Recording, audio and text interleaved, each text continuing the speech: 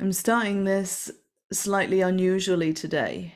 I've been really excited about this opportunity to speak with and dialogue with my beautiful friend Sisonke Papu, also known as KHNYSA, for quite some time. And you will discover why as this talk progresses. So, the first thing I wanted to do there was take a breath and just be in the incredible energy of this co creation. So, KHNYSA's name means one who brings light. And having met him recently on my trip to Kenya, when I was speaking at the Global Inspiration Conference, and so was Sisonke, um, my heart opened up big time over there. So people who are close to me, people who know that I was experiencing streams of energy running through me on a regular basis, opening my heart, tears, some kind of familiarity, some kind of homecoming. And my hope is that in this talk that we are sharing today, that whatever wants to come through in the ways that we both work will be here for all of you who are having the opportunity to listen. So before I let Sisonke introduce himself in a much better way than I could, I will say, just to give a little bit of background, Sisonke is a storyteller and multidisciplinary artist from the new Payne location in Mthatha in Eastern Cape, South Africa. And his work explores spatial, emotional, and spiritual temporalities by engaging ideas of what we're in every day, the real, the imaginary, dreams and memory, the seen, the unseen, the mythical, the ritual, the sonic, and the cosmic. And that sounds big because it's both big and I suppose it's kind of what we're really lacking a lot of time here in the West, this connection to ritual and ceremony. So I'm going to hand the reins straight over to you, Sisonke, and let you introduce yourself and give us a bit of background about you and your work. Camaku Steph, thank you so much, Mdomkulu. Truly, we feel like having met you in Kenya was something that was deeply aligned. And we are so grateful now to have this moment where we can connect and truly to allow for what Spirit and the elders want to be shared in this moment. And we're also grateful for everyone who has chosen themselves to dial in, to sit, and to listen. And may all that which flows through here be of use and may be able to encourage them as well to flow into the deeper states of themselves. As you have said, Mdomkulu, my given name from birth is Sisonke. My last name is Papu. These two names are really, really important to me in that Sisonke in my language of isiXhosa means that we are together or we are one. And my last name means lungs. And these are some of the things that I'm really most passionate about, the breath and how it sits in our bodies. And also as well, how do we find ways to come back into oneness, into unity, into harmony. So as it is customary in my culture, when one introduces themselves, we must not forget those whom which we come from, because for me to come into this world in a material and the spiritual way, there are people that walked first before I could also get to be here. And it is in that way then that when we call upon the ancestors, we must invoke the names of those whom we have come. My lineage in particular is that of the Tembo clan. We are Omadiba, Oyemyemo, Ngolomsilo, Vela Bempenselo, Zandazintshaba Zingazumenzanto. And my mother is Umangcobo, Untonto, Uthekela, Umashiya Mahlumbisa Sigcule Bobubalwa. And her mother is Umarhadebe, Umthimkhulu, Undlebentle Zombini. And my father was given birth to by uMasukude, Umkhondwana, Ufezo Belilinye, Uncancisela Phesheya Komlanjana. And when we had accepted our spiritual calling to become what is known as igqirha in our cosmology, which in English can be translated to a doctor or to a healer, we were given the name KHNYSA. And we understand that this name is now the instruction of now that we have emerged into ourselves and what we came here to bring into the world. The message is that we must spread light. So we are in that quest of understanding what light is, how it sits inside us, and therefore also how do we recognize that each of us are light beings and carry something that is so, so vital and so important into the world at this time. But how do we find gentle ways of bringing that light into the, and therefore that light to be able to assist us in the things that we are needing in this time. Amako. Thank you for that beautiful introduction. And I feel that I would love to balance that with honoring my own lineage here in the Northern lands. I'm Stephanie, which actually means crown. I think it may even mean crown of light. And my mother's name was Dorothy. My father is Roy. They are from the Walker Wilcock lineage. Their grandparents before them were Marion and Dennis and James and Sarah, and our lineage goes back way onto the lands of Ireland and also into Eastern Europe. And I feel that deeply. I feel that very deeply. On a soul level, I feel that my lineage and ancestry goes into many different places. And my sense is that Africa was part of that because of the way that I responded to the land and the people in a visceral, embodied way that was a total surprise. To the point that when I got back here to the UK, and I'd been back a couple of weeks, and I ran into somebody on the high street who simply said to me, "Oh, you're back from Africa, Jambo." And then my heart just went and Oh my God. tightened. I had to lie down for 20 minutes and I didn't know what was happening.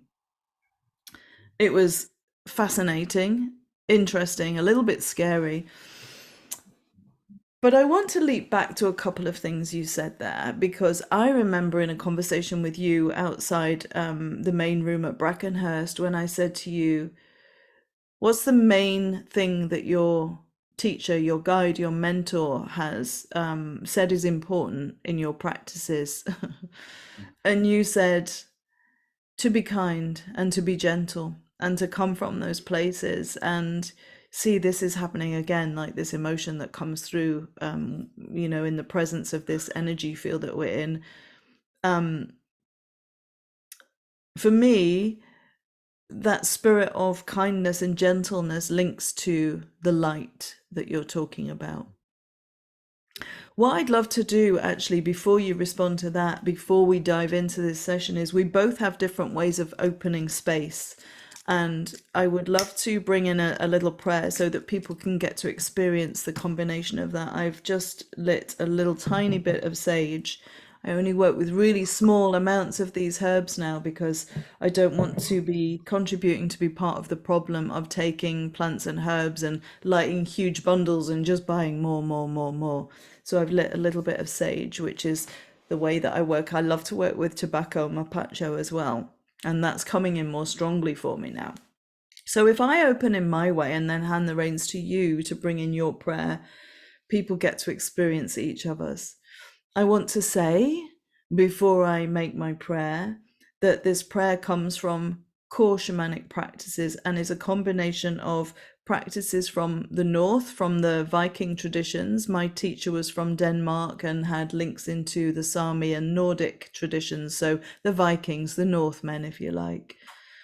And also comes from other places. His teachers before him, Hawk and Mahajani, and many others, Mani Tonkwat, came from different traditions in North America. And the way that the circle is laid out came from, well, not came from, but is widely used by the Ojibwe people. So it's important for me to acknowledge those different lineages that come in here. So taking a moment for myself, for you, for us, for the collective, I want to greet and give thanks to the guardians of the North Direction for the element of air that we place here on this sacred circle, on this sun wheel. And give thanks for this breath and give thanks to those ancestors that you and I have both acknowledged already in this space. We welcome you into this collective space here that we are creating.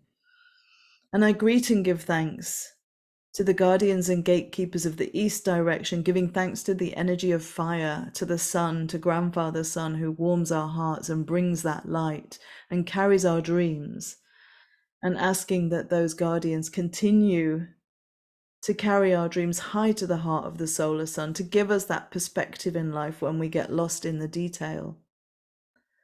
And moving around to the south, giving thanks to the guardians of the waters, the precious waters of this planet, and really honoring and acknowledging the great snake that teaches us how to heal and shed these old skins and these old identities so that we can bring more of our light into the world, so that we can come from an open heart, calling on innocence and calling on the whale nations and the dolphins and those that teach us how to play and how to move with the ever-changing tides of life.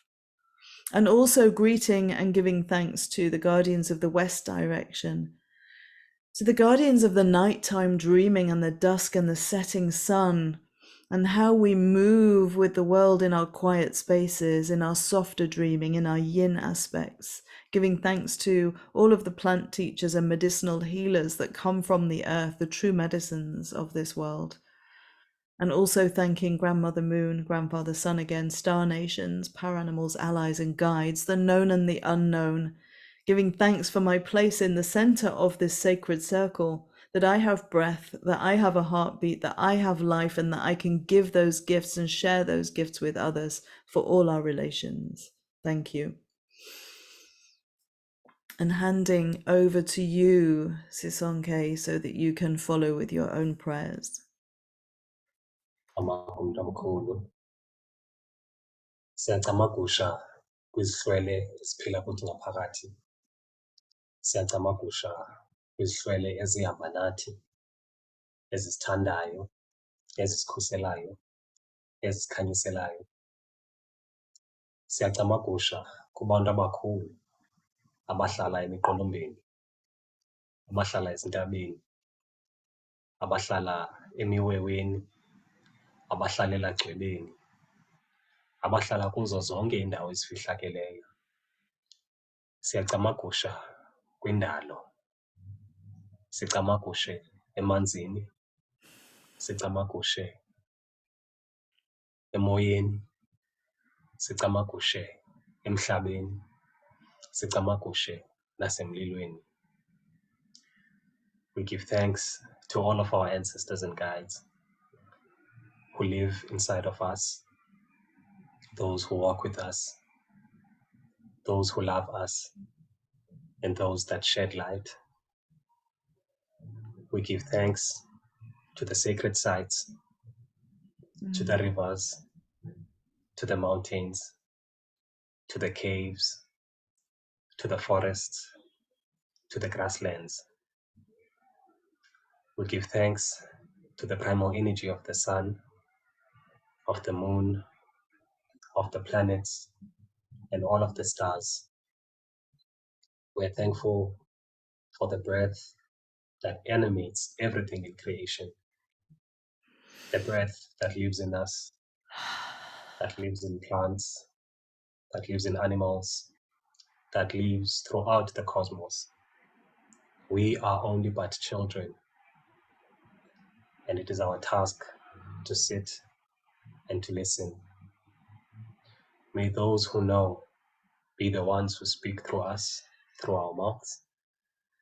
May all those who can do be the ones who work through our hands. May all those who have walked be the ones who take a step before us, so that everything that we do is in alignment with cosmic law and helps in bringing about balance and peace and harmony in this world. Kamaku. Kamaku. Thank you for that deeply moving prayer. And I think, having listened to your prayer and having spoken my own prayer, that's very important to both of us in the way that we work. And I want to really make it clear that these prayers come from a place of humility, especially for me in the West, leaning into various different traditions to find that kind of spiritual meaning, really, in a culture that has lost a lot of connection to those meanings and those rites of passage, that I really respect in other cultures where that's just deeply embedded in the land, which doesn't mean that we need to romanticize or assume that there aren't issues and problems within cultures and traditions and countries. So I would love to start there. We've talked about light, we've talked about the power of gentleness. Tell us your story. Like, who are you and how did you come to be on this path that you're on now? What were you always on it? What was it like before you were in your initiation process? But we have always been a playful child. We have always been very imaginative. We've always dreamed to a point where when we were young, some of our dreams would scare us because the dreams we had, often than not, were almost of a life that I haven't lived before, or almost like remnants of things that I had experienced, but I didn't have a direct physical experience of them. And because of this, my parents now, after some time, were telling me that when I was about 3 years old, there was a time where I disappeared. No one in my community knew where I was for about a period of about 3 to 4 hours. And they searched for me everywhere and they couldn't find me. And then eventually I just walked up and I was coming into the yard and they asked, "Where were you?" But I couldn't really recall exactly where I was. And so my father went to consult with the diviner or with igqirha to actually understand what is wrong with this child, what has happened in this moment. And then this diviner said to them, "This child is special. There is something that he's here to do in the world, but he did not want to disclose anything else beyond that." So my childhood then was always filled with playing, with expression, always trying to find new ways to connect with myself and to connect with people. And we are wanting to think about the creativity as a really formative part of my childhood that has led me to where I am now, because at a later stage, I actually understood that what one does when they are immersed in this process of creation, they are actually in a space of listening. They're in a space of receiving information and also channeling that information in whatever medium or format that might be available at that time. But really, the turning point for me was in 2012. In 2012, we started having some of the most strangest of dreams. We started feeling a lot of anxiety inside of ourselves. I was really dissatisfied with the world and the state of the world. I was in so much pain, and we'd wished that there was a way in which we can change how things are.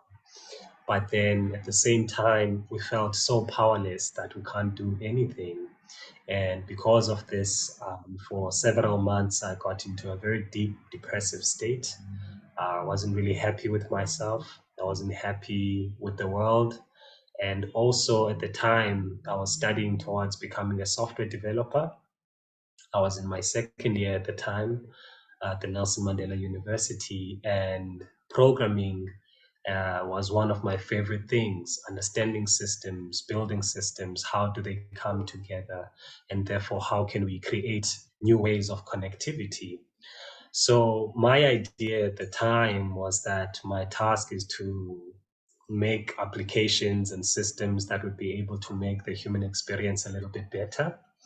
But when I fell into the space that I was describing now, I felt as though that wasn't enough. I couldn't imagine myself sitting behind a computer every day for the rest of my life, punching zeros and ones and trying to find the algorithms essentially. But now, in retrospect, we can say that we are thankful that that was something that we had experienced, because through that dissatisfaction, we had felt that surely there's something more that we're here to do. And we can go as far as to say that this is the first time we actually heard the cosmos speaking to us. It was almost as if Source was saying that there's another way of coding human experience, there's another way of understanding connection that you must now connect to.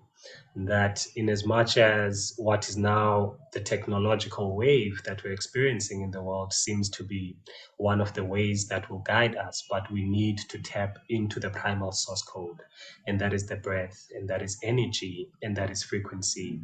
So my path started in that way.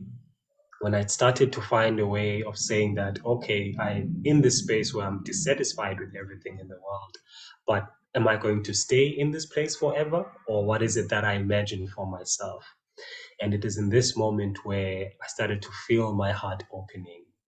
And from that opening came a lot of pain, a lot of things that I had been keeping and repressing from childhood started stirring up. And I had to sit with all of it and I had to confront it. I had to accept that certain things that I'd gone through life had happened to me. And because they had happened, I had to learn to find ways of making peace, because if I'm not making peace with them, I will not be able to move on with my life. So we spent a great number of years sitting, listening, feeling all of these things that were emerging. And again, creativity came back in such a strong way in that it was able to assist us in transmuting some of the things that we could not language. It was able to assist us to release some of the tensions that the body and the mind still held, that I had no other avenues of being able to communicate. So from 2012, then I started being really aware of how the world is operating in what maybe some will call at a spiritual point of view. Because before then, I was very much logical, rational, mind centered, very out of the body. But now I started coming into the heart and deep inside the body to really feel. And from this time, when we decided to open our heart, we realized that we were being in contact with very particular people at particular times. And from that awareness, I was like, now that I've opened my heart, who are these people who are coming into my orbit? And what is it that they are bringing into the world? And I realized that, oh, wow, there is another thing that is being weaved here. I need to be aware of my emotions, I need to be aware of my thoughts, and I need to be aware of the space that I'm in. So from 2012 to about 2015 to 17, I started having more dreams again. And these dreams now were almost taking us into the ancestral realm, where now I was starting to see people that I'd never seen before, who I felt a very strong affinity to. And most of them are people who had gone through this path that now I'm initiated into. I would get visitations from different grandmothers dressed in beautiful long white beads. Sometimes we would be in the mountains singing and chanting. And this became to this started to cause quite a bit of anxiety to me, because I was like, yo, what does this all mean now? Does it mean that now I also have to become what those people are? Because in our culture, we understand that for one to begin this path, there should be communication that leads us into that space, or that there will be signs that say, now you need to be mindful or aware of this particular space.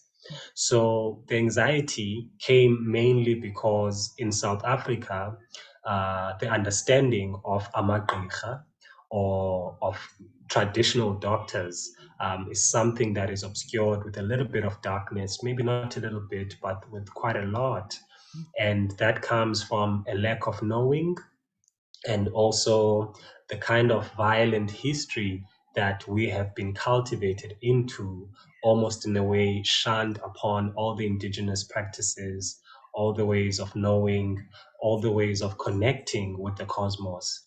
So for me now, having been quite young at the time in my early 20s, I didn't want to be like that, because that meant that I'll start to lose people that I love.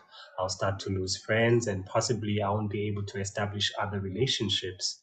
So from there on, again, I started another deeper search into myself, that if then now this is what is happening after I decided to open my heart, I need to again get into a deeper level of surrender and also of acceptance that this is also me, this is also a part of me. And if I do not give myself some time and some space to actually sit with it while I am here in this lifetime, I feel like there's something so profound that I will miss about my being here now. So after that moment, or after that turning point, I started meeting a lot of elders from different traditions. Many people telling me that you have the calling, that there's something that you need to do. But then at the time, we didn't want anyone to tell us what to do. We wanted the guides to be the ones who show us exactly what it is that needs to happen. So what changed and shifted for us was now in 2017, where we were doing a ceremony for our father, who had also been initiated in the healing practice of Ubungoma. When we're doing this work for him, essentially it was the releasing of the spiritual essence and energy that he carries as a healer. Because once a healer passes, the beads that they have, the regalia that they have, and the things and the tools that they have been gifted by their ancestors, there's a way of releasing those things so that now the healing energy can begin to flow again in the generation of those who are here and also those who are to come. So while we're doing this ceremony for our father, we feel that that was one of the turning points that really set deeply within us that this is the path we have to walk. But at the time, we wanted to feel a deep connection as to who will actually guide us in this path. So that is when now we met our teacher. It was her gentleness, it was also her kindness, it was her rigor and a really solid presence that attracted us to her. I was quite curious about a lot of things that I felt only her would be able to shed some light on.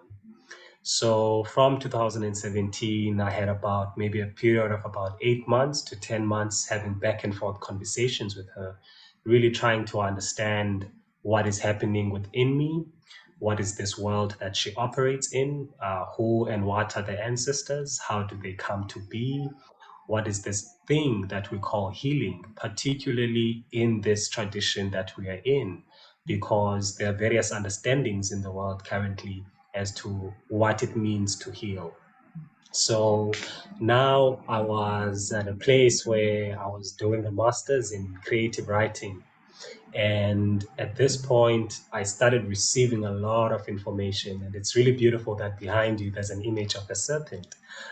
Because while I was in this process of doing my master's, we started receiving more information again, where we're being told about the rising of the cosmic energy. And we know this in our culture as inyikima. Inyikima is understood as the primal serpentine energy that created the universe, but then also the ancestors know that the same energy congealed and formed the core of the earth, and that there will be a time when this serpent begins to awaken. And once it begins to awaken, it will stir and cause a lot of disruptions and changes. And these changes will not only happen at a physical, material plane, but they will also happen at a spiritual plane. And from this point on, I could really start to see the physical changes that were happening in the earth, physical changes that were happening in the space that I was in geographically, but also the changes that were also happening within my own self. So we can say that the work initiated us into a deeper understanding of what it is that we actually had to do. And it was only then in 2018, on the 13th of July, where we began our first ceremony to accept the call, to say, ancestors, you have been speaking, and now we're here to surrender. We are here to listen. What is it that you want us to do in this time? We want to hear you clearly so that every action that we do from here on is in alignment with the assignment that we must do. Kamakulu. Mm, there is so much in what you just shared. for me, as I receive your words, it's a transmission, 100%. It's connecting into the great web that is woven all around us through the ancestors, through the earth, through the trees, through the planet, through the breath, through our stories and our histories, and where they all meet. I love that you related your previous experience of coding and looking for the algorithms to coding human behavior and the human experience. I think that's incredibly potent, a kind of metaphor there that you've brought in, because there are, we can look at the sacred sites you mentioned at the beginning, and we can look at sacred geometry and the patterns and the repeating things that come through the universal frequency, through nature, through energy. And I also really want to acknowledge, for those who are listening who may be a long way from where your experience has taken you culturally, but maybe very close to what you expressed in your heart, that sense of depression and not Mm, belonging and something else, and having to meet that and make mm, inquiry and feel it, because I think that initiation portal and gateway is where many people actually have to find the acceptance that there is something missing here, there is something wrong. And yet, in the grand scheme of things, there's nothing wrong. That's yeah. part of the journey. That's what took you away from those things towards your calling. And many of us have felt that calling. Um, And in relation to the serpentine energy waking up, I think in many cosmologies around the planet, that metaphor also is these times that we are in now is part of that awakening energy of the earth. And one of my mentors, Davina, she always reminds me that nature can also be savage. That there are predators, things have to die, things let go, things become compost for and food for other species and other animals and other plants, and it's not always lovely and light and sweet and Mm, soft. And you even mentioned that in relation to the qualities in your teacher, the softness, but also the rigor. So, would you like to say any more about this this movement away from and movement towards, and where you are now in terms of your relationship with that, your position with that, and how you want to be in service? And also briefly maybe preface, because I realize I'm giving you multiple questions here, but I know you can hold them, for people who don't know, why, when you speak about yourself, do you say we? mm. We'll see. We'll see. Maybe we'll start from there. That's the easiest place to start. So, thinking again about the name that we were given, which is Sisonke, which means we are one, we are together. When we reached a point of understanding that this name does not only relate to me being one with the people that I was born with or my community, but in fact, we are one. Essentially, everything in the universe is one, but then it has multiple expressions. So now, when we speak from the awareness that it is not only just me or this personality that is present that is speaking, but also whatever is flowing through me is being channeled from many different spaces, from many people who know, who also live within me. Even when we're looking at the genes and we're looking at the cells, these are ancient genes that we're all carrying, which also carry the knowledge and the wisdom of all of those who have come before us. So at any given time, whatever it is that we are doing, we are not doing alone. Yeah. We are in co creation and in collaboration with all those who came before us. But often than not, we are not operating from a place of awareness that truly, actually, we are not alone. And everything, therefore, that we do is not coming from an isolated point of view. So when we started deepening our connection with the ancestors, I was like, oh, wow, but wait, it's all of us who are making this experience and who are enriching this experience. And the more we operate from that space, the more our capacity to hold and to know also expands. Because sometimes when we work from an individuated or individualized point of view, the ego tends to take way, and we think that everything is about me, but then it's about all of us together. So everything we do now stems from that space. We can't do anything without first announcing to the elders that X and Y is going to happen, even though they already know, but just to declare that now this is what is happening, and therefore we are bringing you into the space to walk with us. So it's a really embodied and practical way that we feel enriches our experience of being here, and that at every given time to acknowledge that there is no separation whatsoever. But everything operates from a unified point of view. So this is why. And now thinking about our teacher as a being is a really, really profound thing, in that because we were in a very mechanical and mechanistic, rational way of thinking, especially in the IT space, coding, making programs, really having to think in a deductive and most times reductionist way. I found that it disconnected me from my heart and also from a greater point of view of knowing, which some would call the intuition.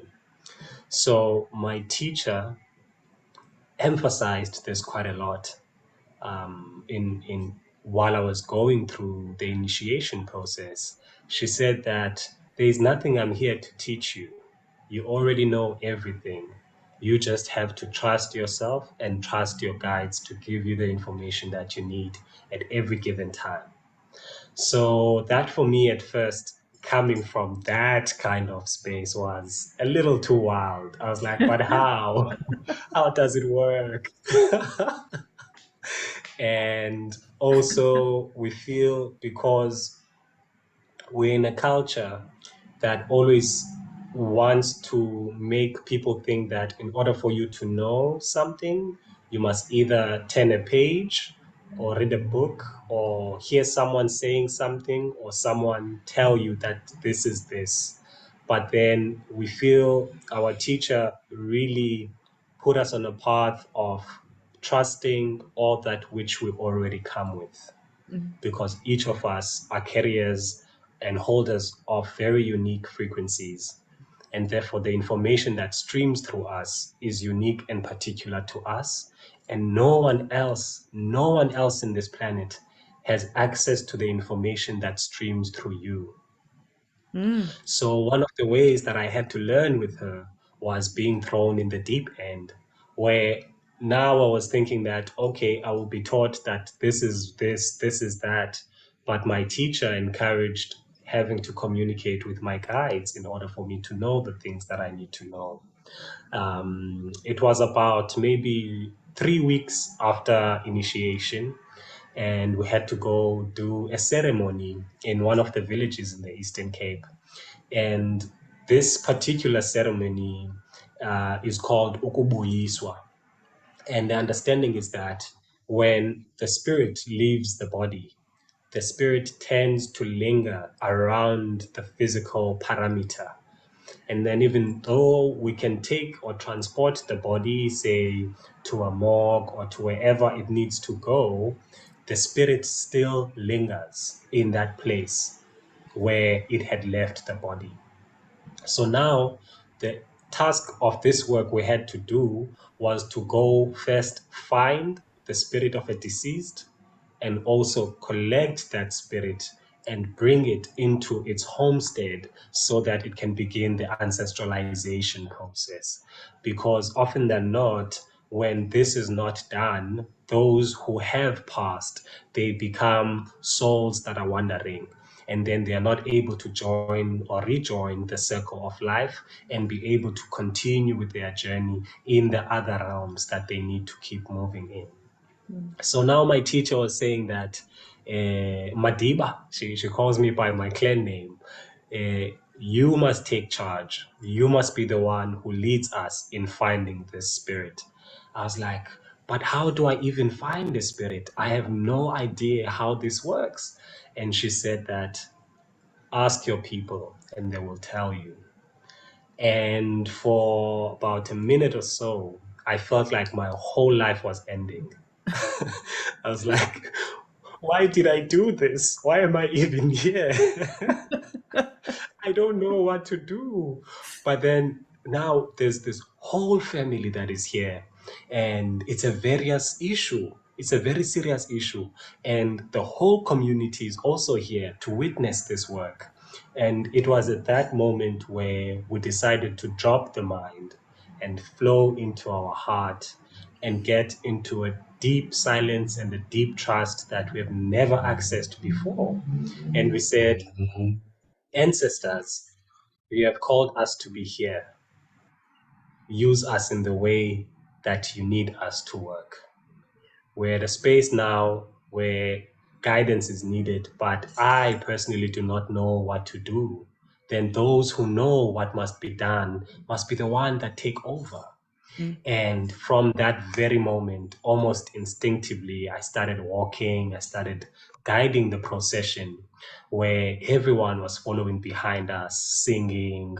They had a goat with them and they were carrying a particular branch of a tree that we would use then to collect the spirit once we find the location. And also now I had to be able to divine as to where is this spirit. So we walked for I don't know how many kilometers that we walked, but then eventually something said, here, this is the space. So we went to our teacher and said, this is the place, Mama. And she asked, how do you know? And I was like, yo, something says this is the space. But then I started noticing along the way that there's something really unique about this place that we had not seen all along the way. And this is perhaps something that is really, really important to also share, is that often than not, spirits that have left the physical body and are roaming in space also are loved by the energy of what we call intuku, which is a ground mole. So in this particular space where the spirit was, there was a freshly dug soil from a mole. And we said, Mama, that particular bit of soil is fresher than any part here. Something says this is the space. And she also affirmed to say that that is truly indeed the case. This is how we know and are able to divine. So that lesson alone, we feel, has shifted the whole trajectory of how we see ourselves, mm, how we see the world, how we see what connection and communication is, mm, and therefore how to trust the self and also how to trust the ancestors and to know that everything is already readily available for us. But we must put ourselves in a space of receptivity and also openness and shift the attention from the mind that wants to extrapolate everything and come into the heart that is already connected to the vibrational field of mm, everything. mm. Amako. Exquisite explanation for so many of us who have come to lack in trusting our own intuition. Because, as you say, regardless of where we are in the world, many of the original traditions and ways of being, regardless of what country you're in, there was Druidism here in the UK on these lands, you know, many different traditions have had those cultures and those practices squashed of trusting that relationship and kind of following the flow of the energy, if you like, and listening. So we get in the head and we get in the way. And I love that you had humor about going, oh my god, like I don't know what to do. And this only came up yesterday. I was talking with my beautiful sister Rebecca about working with rape and sacred medicines, and I had felt a calling to work with it yesterday before something I was doing. And I'd reached out and said, when do you, how do you use this? Because I'm so aware that all of these medicines and all of these teachings get misused as well. And so she explained to me how she works with it. And then she said, but that's just the way I work with it. It's the medicine that is telling me how and when, and I was just like, "Oh, you're absolutely right. Thank you for the reminder that I can and should be really dropping in and trusting my intuitive relationship with the spirit and the essence of the plant, or with the spirit or the essence of my ancestors." And I have an altar, and I sit at that altar every day, and I give gratitude, and I give thanks, and I give appreciation, and I speak many of my gratitudes and prayers out loud. Do you have anything to say about that kind of practice, or, kind of the cultivation of practices in the way that you work as well? Kosi. What you've just shared now is key. Um, and perhaps also another really profound lesson from my teacher, and also a reminder as well, in that, as we had mentioned, that this healing art tradition that we've been initiated into is obscured with a lot of darkness, or not knowing, maybe not darkness, a lot of not knowing what it actually is, and therefore how it functions, and its own value and importance in society. So when the English arrived in the country, when they started to know more about these particular people who are called igqirha, this word, they related it to a medical doctor.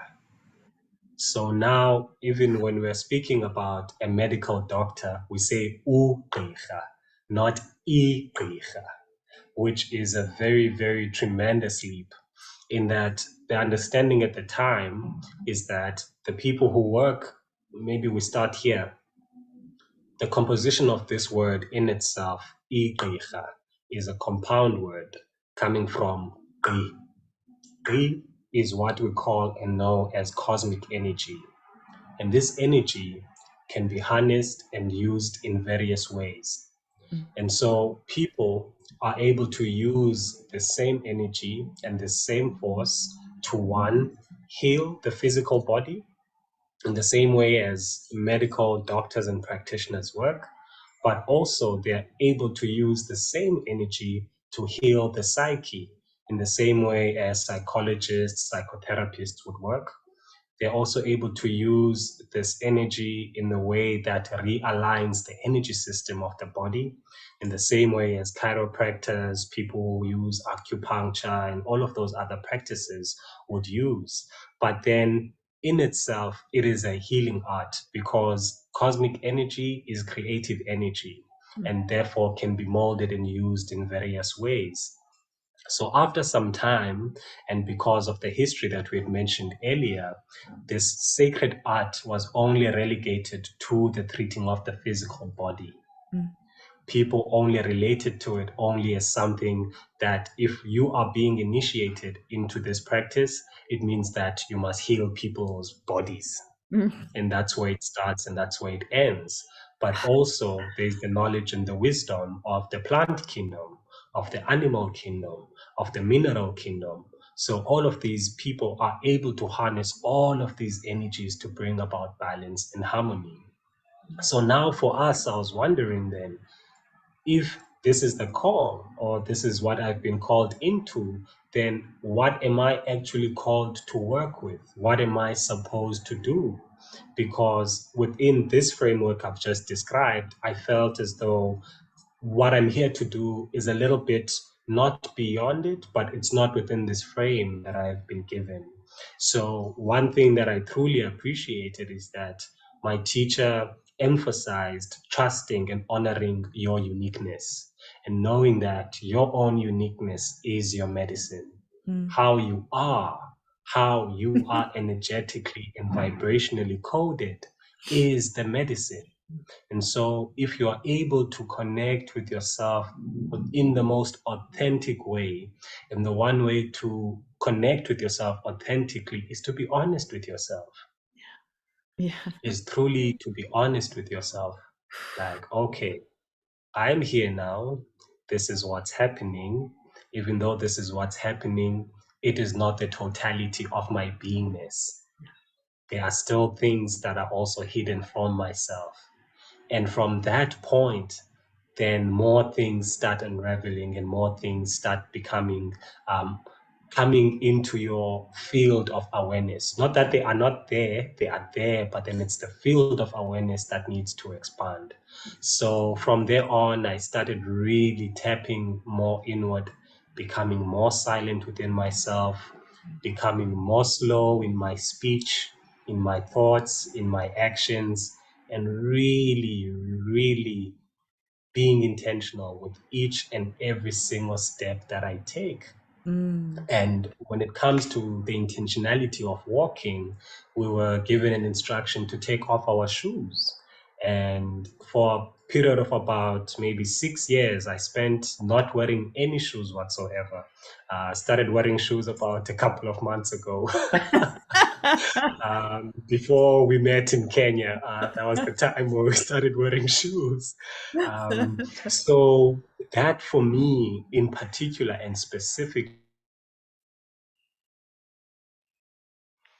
Oh, just taking a moment. It looks like we have lost some connectivity here with Sisonke, and it's important to sit with these pauses and these spaces as the energy realigns and readjusts itself. So, Of our understanding, ah, got Kamagwini, you. of You one moment there, Sisonke, you froze completely on the screen. So oh, I was just using that moment to say, in a way, to highlight what you were talking about, that there are times when there are interruptions in the flow. There are times when things change. So we take a breath and we slow down and we accept and we say, "Oh, how do I feel?" You've just been talking about not wearing shoes and coming to that change. So let's just complete that piece there. Can you rewind? Because you Fosi. don't know what was missed. Tamaku. That's a really beautiful reflection because that's exactly what we were saying. Because now the attention was learning to breathe with the whole body. Ah. In that, because we've been living so much in the headspace, Mm, we were not connected with the energy grid of the earth. And therefore, through the feet, through the soles of the feet, we started seeing, we started feeling energy at a much more potent level. And also with each step, that it heightened our awareness. Because as now you put one foot after the other, you're going to think, oh, what if there's shards of glass? What if there's something that might make my feet dirty? What if I hurt myself? And all of those things. mm, But being in that awareness that there's that potentiality for danger yeah. or danger, but once I am aware, it can be avoided because I am fully present in this moment and Mm, I'm fully present with each step that I am taking. So presence became a really, really powerful thing for me yeah. through grounding, through earthing, because truly to heal is to be present. It's to be in the now moment. Mm, And when we are not in the now moment, our energy can be siphoned in any different time. So once we come back into stillness, we are able to fully feel all that which we need to feel. mm, And this is also a beautiful thing in that in isiXhosa, our language, when we're speaking about healing, sithetha ngokuphila. We say phila, heal. But then the word itself again is a compound. In fact, even contradictory at that, because P means where, and then La means here. So you always have to constantly ask yourself, where are you? And then you must locate yourself within the now moment. And the moment you do that, you are able to access the healing energy that is always readily available. So the stillness and the patience and the gentleness that came with each step that I had to take I started realizing that my attention now is no longer so much in the mind, even though the mind can pick up all of the information, but I'm also able to allow it to flow through my body and ground it onto the feet and allow that same energy to go back into the earth as well, and then receive more information from the earth and feel it as it comes through my soles of my feet, through my body, through my spine, through the head, and then all the way out to the cosmos. And then from there on, I started learning more about sacred geometry, the torus field, how the auric field also works, and how we are essentially in spaceships. We are we are walking in tremendous energy fields, but sometimes we are not able to harness this energy field because within ourselves we are not grounded and anchored enough. So being bare feet is probably one of the most important things, because this is the design. This is the design of these bodies that we're in. They're meant to receive information, and there shouldn't be parts of ourselves that receive information that are blocked. In the same way as we can't walk with our nose blocked the whole time, and we also can't walk with our eyes shut the whole time. So our feet as well Mm. must be given the time and the space to do what they've been designed for, which is to sense and to ground and to anchor the energy of the planet. Beautiful, beautiful, beautiful. So obviously, I want to know why shoes now, but that's not actually so important because, we all make choices that help us move around the world in different environments. But what I would really love to do is, I'm so grateful for this conversation. It's deeply inspiring. I personally am going to listen to this over and over and over again to keep reminding myself. I'm really grateful that you're offering these ceremonies and these ways of connection on the training program, and we'll come to that towards the end. But I want to know now, let's link it into the breath. Listening to you talking with your colleagues the other day on your Instagram live, and please go find Sisonke on Instagram. Uh, um, you mentioned something about the breath that was really moving to me, about the way that the whole earth is breathing, and it kind of links into this energetic field as well. So what is of importance to you in relationship to the breath and your work? Mm. Well, your life, Mm. actually. Tamaku. Mm, Oh, um, breath is the source of all that is. It is a vast intelligence that animates everything in creation. It is the holder of memory.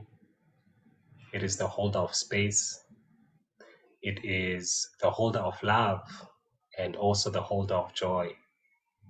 Breath for us in this present moment is a realization that it is something that not only lives through us as humanoid beings, but through the plants, through stones, through the flowing waters, through the stars, through the planets. Literally everything in creation is energized by the breath. And so, if everything then in creation works from this basic operating system, then it is important that we also align ourselves with the core of being here. We say this in that we know when one transitions from, well, maybe the star realms and into a physical body, the first thing they do is to breathe. mm, And also, when one transitions from this physical material plane and back into the realm of spirit, it is the breath that also leaves again. mm, So, if the breath then is with us in the coming and in the going, and everything else in life happens between the breath, our sadness, our joy, the things that make us happy, and the things that also bring us down. All of it is facilitated by the breath. So now I've been trying to understand then what are some of the easiest ways in order for us to connect with the breath. And then beyond the breathing itself that we do, where often than not, we are not being conscious of. I've been learning about what this phenomenon that we call the human voice and how it is also linked to the breath, that the voice in itself is breath taking a sonic dimensionality. It is Ooh. the breath coming into this realm and saying, this is how I sound. But also, this is powerful in that it is through the breath transforming into sound that we are able to cause things to come into creation. In that, in isiXhosa, in our language, we have the expression that umlomo uyadala, that which you speak comes into creation. And the only way it can come through creation is through breath as the causer. The breath causes the things to come into being. It causes our lives to exist. And the moment it leaves, it also causes us not to be here. So breath carries all of these things. So now, in particular, in the work that we do, we are really trying to harness how the breath sits in us in the most organic, natural way and the most natural rhythm that is unique to us, because all of us as carriers of the breath, we relate and we move with it differently. Mm, So now our practice has evolved into finding gentle ways of transforming the breath into sound, but also being aware that the sounds that we each carry are the medicine that we need. It is the vibrational medicine that we all need to access in order to be able to open our hearts and also to shift the stagnant energy that our bodies are still carrying. So one of the most ancient practices that all cultures around the world share and have in common is singing. It is mm, chanting. And we wonder, why are these modalities so powerful? It is because they use the breath intentionally, but then they fuse the breath into a sound. And it is the sound and the vibrations and the frequencies from there that start to reanimate the particles of matter. And it is from that way then we are able to enter what some will call altered states of consciousness. mm. But they're not altered. It is our natural way of being here. But then we need to channel the breath in various ways in order for us to be able to access that space. And so for us at this present time, because even I myself, I never thought myself as someone who can sing, let alone who can make instruments and things like that. But it was from changing that perception that I cannot do this Mm. to saying that I am open to learning this thing, that the information of how to actually do these things came to us. And so now we are learning that as the trees breathe, as the water and the rivers breathe, as the stars breathe, as the mountains breathe, we also co create through our resonance, through our breath sound resonance. We create or co create in what the ancestors call ingoma, Mm. which is the cosmic song, that each of us hold very vital notes of the cosmic song. And it is when we open our hearts and are willing to contribute with that same open heart that we are able to vibrate how the universe intended. And once we are able to do that, we essentially are able to recreate and reconfigure all of the particles that hold the dimensions, and that energy is able to sit into the earth and is held. Because our ancestors, in order for them to travel the star systems, they didn't have to leave their bodies, but it was through the breath, it was through the chants, and it was through the potentiality of the sonic vibrational plane that they can be able to project their consciousness into other spatialities of time. So this is really important for us in this time, that we remember our songs. Mm, We remember our unique vibrations that we are each carrying, because if we can sing those, we can re-access our joy again.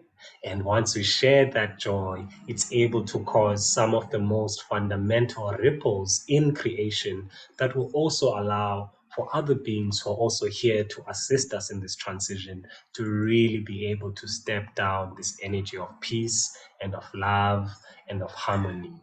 So for us now, working with the body, working with the voice, working with the sounds, and also the color frequencies, and how all of these things are essentially the basic units that create reality. These things are able to help us live a life that is more less restricted, mm, but a life that is vibrant, a life that is also ever changing, because that is also the nature of breath.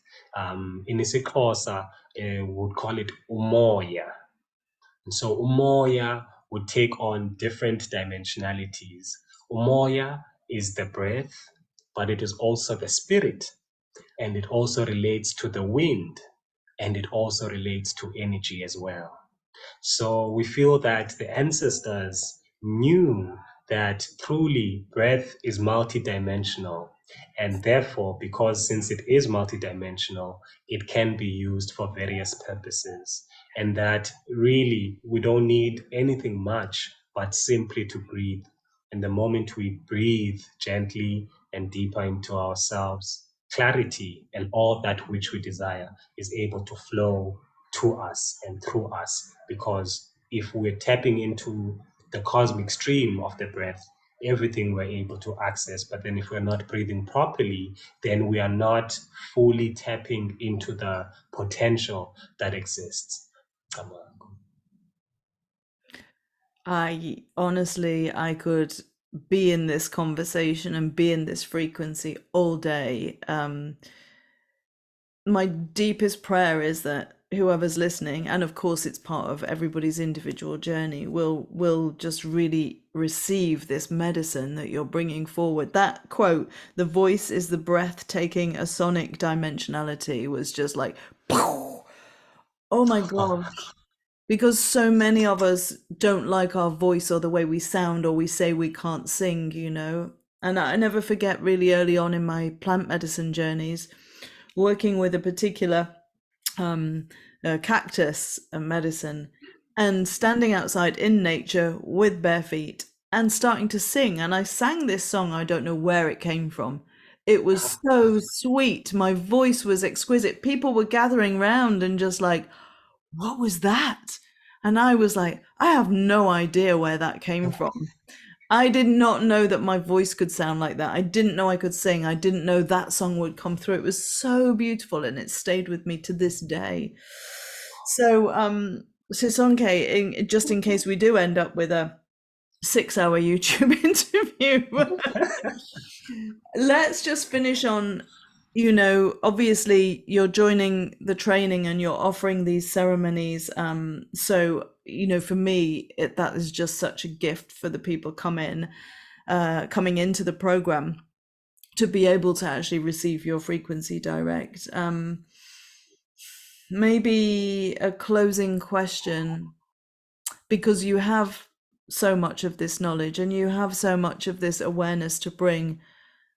What's called you to take that journey with breathwork to another level? I'm not going to say a deeper level, but to another level. Proceed. Whew.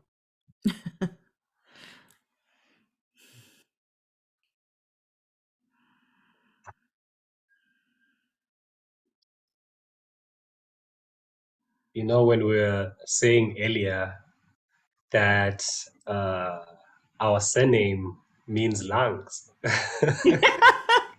Oh, well, there's the answer. And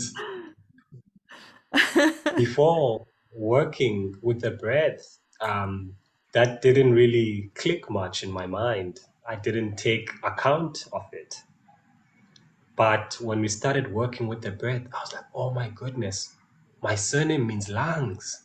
It's the carrier of the breath. It is the device that is designed to hold the breath, to work with the breath inside of the human body, to Mm. sustain life.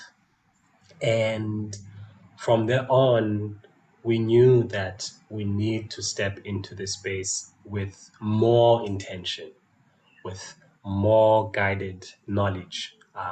It is the same way as we would say before we started the initiation into igqirha. And the understanding is that the initiation doesn't end, it does not stop. It is a continuous thing that keeps happening, but it keeps happening in different cycles. And we knew that this initiation that we started was only but the opening Mm. of the task and the message and the information and the work that we're here to do.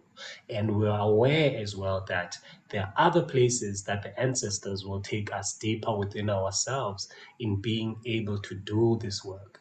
Mm. In this present time, having been learning how to ground and also learning a lot about sound and technologies of resonance and how to make them. Now the ancestors are saying that now you need to go further into the breath. Yeah. You need to work now with other ways of channeling the breath. And we'll call it in isiXhosa, ukwehlisa umoya, of calming the breath, Mm. because the whole world now is in a state where it feels as though we are not breathing. Mm. We are not in harmony. We are not in right relationship. And so learning more about the technologies of breath, various ways in which actually the human physical body works, certain nervous systems, certain veins, and certain nerves, and how do all of these actually relate in creating our everyday waking experience is something that is so fundamental to me. And it is when we're able to harmonize the knowledge that the ancestors are channeling through us and also knowing more about the physiological, chemical makeup of the human being and bringing those things together, we feel we'll be able to create a more richer experience of creating spaces for peace, spaces of rest, and spaces where everyone can be able to access their true selves and access their own medicine, because truly we are our own healers. But what we need are safe environments where we are able to journey into ourselves without any doubts, without any hesitations, without any fears. So we feel like all of these years we've been learning how to harness that, now coupled with a deeper knowledge and also guidance in the space of learning about the breath. Truly, we can only know once we have gotten it. So another thing worth mentioning is that you are our teacher. Us having met and us having this conversation, and also now this path that has been laid to us by the ancestors who knew way before we knew we could ever meet, all the experiences that you had to go through and all the experiences that I had to go through have now brought us here to learn together, to grow together, and to also make sure that this knowledge, this way of being, is something that is able to be shared with everyone in the world, because it is our birthright. It is all of our birthright.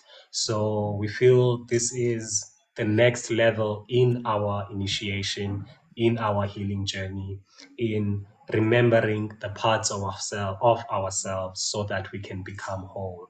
And this is why we are so passionate about breath work and tapping more into the understanding of what this gift is and therefore how to use it in community, because one of our other greatest calls, and this again links to our first name, which is Sisonke, is to work in a communal way. It's to work with everyone without any kind of isolation.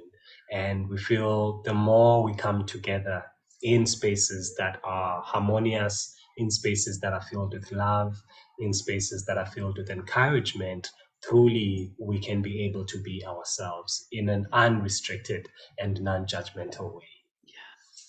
Awesome. It really is the divine cosmic dance. It really is, because as much as you just honored me, thank you, in being part of your teaching, you are also, just this conversation has brought me so much remembrance, so much awakening, so much alignment.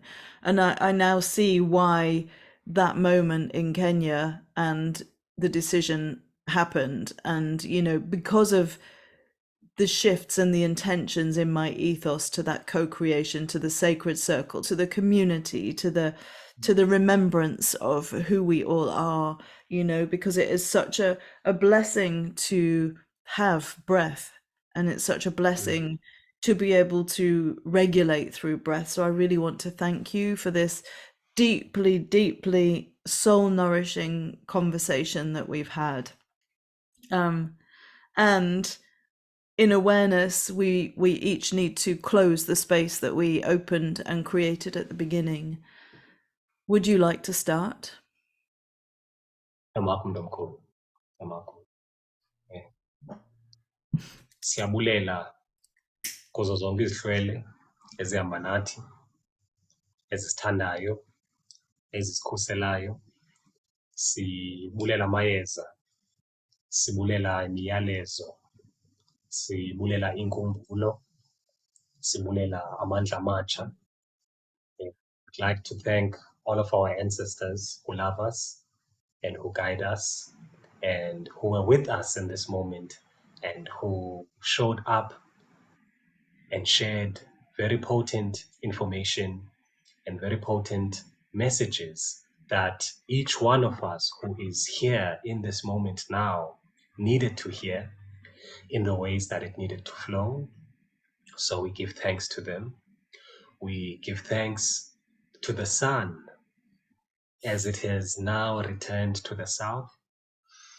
This marks a new year in our cosmological time, and it is a time of great beginnings, as it is also a time of great endings as well.